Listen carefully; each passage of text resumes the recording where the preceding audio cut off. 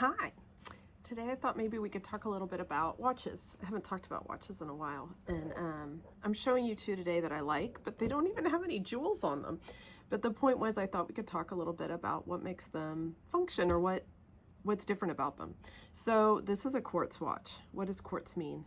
Quartz means it has a battery in it and it's battery operated. How can you tell if a watch is battery operated or if it's an automatic? There's one easy way to tell, and that's if it actually has a second hand. So if it does, not the hour hand, not the minute man, but the second hand, I can barely say that, it ticks. Do you see it, how it's ticking?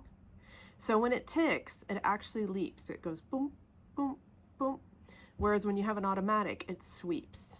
So if you find the second hand, it's easy to tell the difference. So that's one thing. This is a Breitling. It's actually ladies. It's pretty blue dial. Okay, so then here I have a Cartier American tank, which I love. I love American tanks. I think they're super cool looking, really beautiful, long, curved, great lines. And this is a big one. This is for a man, technically, and I would say that even for a woman, it's pretty big.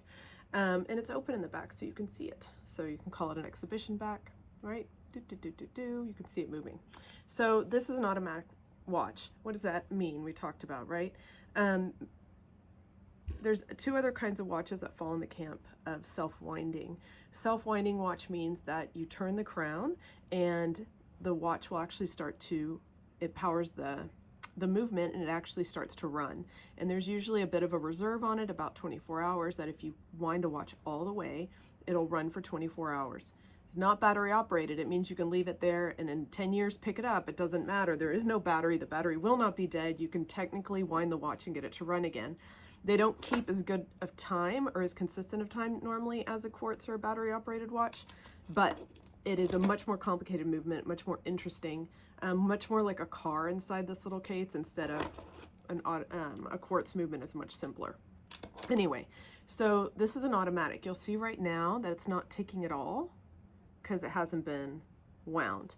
So when you're gonna go to the crown here, and if you find out which position it's gonna wind in, usually with an automatic, it's right at the front, and you're just gonna wind it. You wind it, you tend to wind it in the same direction. So I tend to go up.